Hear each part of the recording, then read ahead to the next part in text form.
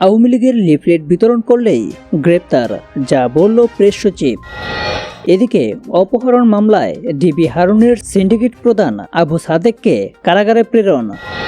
এরপরে থাকছে আমি ছাত্রদের ক্যাডার, আমার নাম বাচ্চু। সর্বশেষ থাকছে টিউলিপের 10 বছর জেল হতে পারে।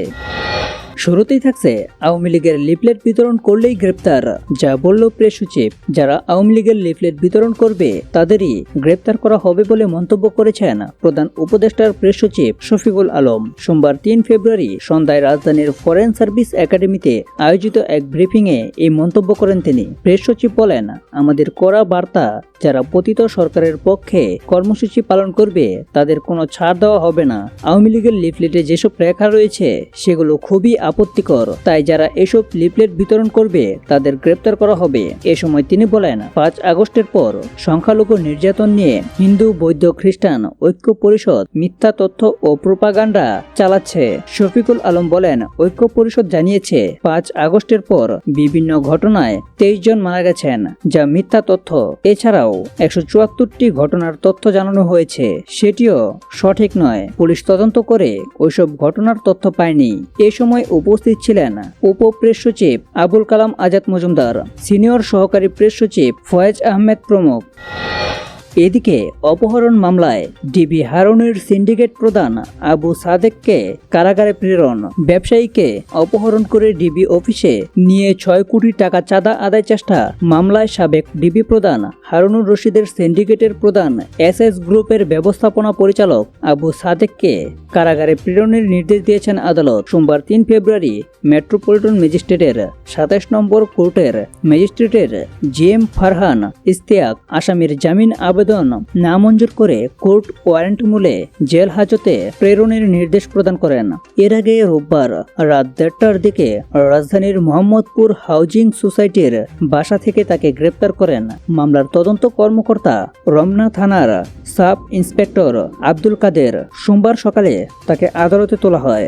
এ বিষয়ে মামলার তদন্ত কর্মকর্তা সাব ইন্সপেক্টর আব্দুল কাদের বলেন, আদালতের নির্দেশনা মোতাবেক গত 21 জানুয়ারি রমনা থানায় জুলফিকার আলী নামের এক ব্যবসায়ী বাদী হয়ে আবু সাদেককে 1 নং আসামি করে মামলা দায়ের করেন। ওই মামলায় তাকে গ্রেপ্তার করা হয়েছে। মামলার অপর আসামিরা হলেন সাবেক ডিবি প্রধান হারুনুর রশিদ, ডিবি পুলিশের সাবেক ডিসি গোলাম সবর, তৎকালীন একজন অতিরিক্ত ডিআইজি, ঢাকা জেলা আওয়ামী লীগের সাধারণ সম্পাদক পনিরুজ্জামান, তরুণ ও আবু সাদেকের ম্যানেজার মোহাম্মদ শামীম। এছাড়া অজ্ঞাত আসামি 5 থেকে 7 জন।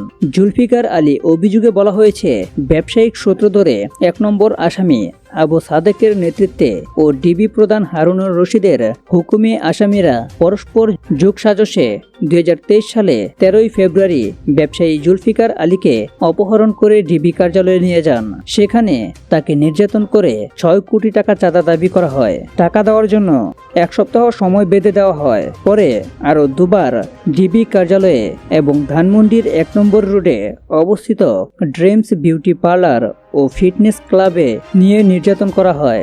ওই বিউটি পার্লারটি আবু সাদেকের সিন্ডিকেটের সদস্যদের আড্ডার স্থান, যেখানে বসে ঢাকা জেলা আওয়ামী লীগের সাধারণ সম্পাদক মনিরুজ্জামান, তরুণ সহ আসামিরা বিভিন্ন অপহরণ ও চাঁদাবাজির পরিকল্পনা করতেন বলে এজাহারে উল্লেখ করা হয়েছে। এরপরে থাকছে আমি ছাত্রদলের ক্যাডার, আমার নাম বাচ্চু। আমি রাজশাহী বিশ্ববিদ্যালয়ের ছাত্রদের ক্যাডার, ছাত্রদলের ক্যাডার, আমার নাম নজরুল ইসলাম বাচ্চু। এমন কথোপকথনের কল রেকর্ড সামাজিক যোগাযোগ মাধ্যমে ছড়িয়ে পড়েছে। কল রেকর্ডটি নওগাঁ পত্নীতলা উপজেলা মাধ্যমিক শিক্ষা কর্মকর্তা ও এক কলেজ শিক্ষকের।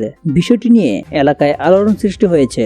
রোববার 3 ফেব্রুয়ারি শিক্ষা কর্মকর্তাকে ফোন করে হুমকি ও অকথ্য ভাষায় গালাগাল করেন ওই কলেজ শিক্ষক। মোবাইল ফোনে কল দিয়ে হুমকি দেওয়া ওই শিক্ষকের নাম নজরুল ইসলাম বাচ্চু। তিনি উপজেলার চৌরাট শিবপুর বরেন্দ্র ডিগ্রি কলেজের ইসলামের ইতিহাস বিভাগের সহকারী অধ্যাপক। অপরদিকে উপজেলা মাধ্যমিক শিক্ষা কর্মকর্তার নাম এটিএম জিল্লুর রহমান। কথোপকথনের কল রেকর্ডে নজরুল ইসলামকে বলতে শোনা যায়, আপনার কপাল ও ভাগ্য ভালো, আপনি আমার কলেজে আসছেন, আমার খোঁজ করছেন, আবার হুমকি দিয়ে গেছেন। আমি বিশ্ববিদ্যালয়ের ক্যাডার, আমি রাজশাহী বিশ্ববিদ্যালয়ের ছাত্রদলের ক্যাডার, আমার নাম নজরুল ইসলাম বাচ্চু। আমি কিন্তু ওই রাজপথের লড়াকু সৈনিক। এরশাদ আন্দোলনে আমি অগ্রণী ভূমিকার একজন, মানে সেই রকম ক্যাডার ছিলাম আমি। অন্য প্রান্ত থেকে শিক্ষা কর্মকর্তা জিল্লুর রহমান আচ্ছা হোক তবে বলতেই নজরুল ইসলাম উত্তেজিত হয়ে বলেন, ওই বেটা, আপনার বগুড়া বাড়ি, সেটা নিয়ে আপনি থাকেন। আপনি জানেন তারেক রহমানের সঙ্গে আমার কি সম্পর্ক? আপনি আমার কলেজে এসে আমাকে হুমকি দিয়ে গেছেন। আমি কলেজে থাকলে আপনার চেহারা ফাট করে দিতাম। যাব নাকি আপনার অফিসে?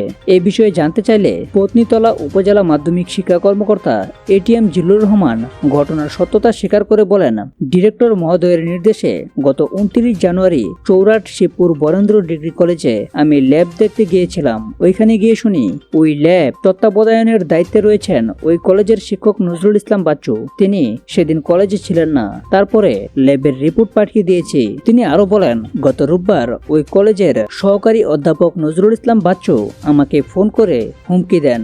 এর আগেও একবার তিনি আমাকে হুমকি দিয়েছেন। আজকে ফোন করে আমাকে হুমকি দিয়ে অকথ্য ভাষায় গালাগাল করছেন।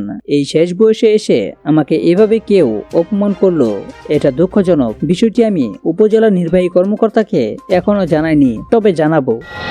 সর্বশেষ থাকছে টিউলিপের 10 বছর জেল হতে পারে। যুক্তরাজ্যের সাবেক সিটি মিনিস্টার টিউলিপ সিদ্দিকের বিরুদ্ধে দুর্নীতির তদন্ত করছে দেশটির ন্যাশনাল ক্রাইম এজেন্সির গোয়েন্দা কর্মকর্তারা। বাংলাদেশের দুর্নীতি দমন কমিশনের সঙ্গে সম্প্রতি ঢাকায় এক গোপন বৈঠকের পর ব্রিটিশ কর্তৃপক্ষ এই তথ্য দেয় বলে জানিয়েছে ব্রিটিশ সংবাদ মাধ্যম ডেইলি মেইল। অভিযোগ রয়েছে রূপপুর পারমাণবিক বিদ্যুৎ কেন্দ্রের চুক্তির মাধ্যমে টিউলিপ ও তার পরিবারের সদস্যরা 3.9 বিলিয়ন পাউন্ড আত্মসাৎ করেছেন। এই প্রকল্পের 90% ঋণ এসেছে ক্রেমলিন থেকে, আর দায়িত্বে আছে রাশিয়ান কোম্পানি রোসাটম। এছাড়া টিউলিপের বিরুদ্ধে বাংলাদেশি ব্যবসায়ীর কাছ থেকে লন্ডনে বিনামূল্যে ফ্ল্যাট পাওয়ার অভিযোগও রয়েছে। টিউলিপের বিরুদ্ধে ওঠা দুর্নীতি প্রমাণ হলে তার 10 বছরের জেল হতে পারে, কারণ ব্রিটেনের ব্রাইবারি অ্যাক্ট 2010 অনুযায়ী কেউ বিদেশে ঘুষ গ্রহণ করলে তার বিরুদ্ধে ব্রিটেনে মামলা এবং সর্বোচ্চ 10 বছর কারাদণ্ড হতে পারে। এনসিএর কর্মকর্তারা বাংলাদেশ সরকারকে সহায়তা করার প্রস্তাব দিয়েছেন, যাতে আন্তর্জাতিক চুক্তির আওতায় টিউলিপ সিদ্দিকের বিরুদ্ধে আইনি ব্যবস্থা নেওয়া সম্ভব হয়। সূত্রের দাবি, এনসিএ শুধু বাংলাদেশের জন্য নয়, বরং যুক্তরাজ্যে টিউলিপ সিদ্দিকের বিরুদ্ধে মামলার জন্য তথ্য সংগ্রহ করতে পারে।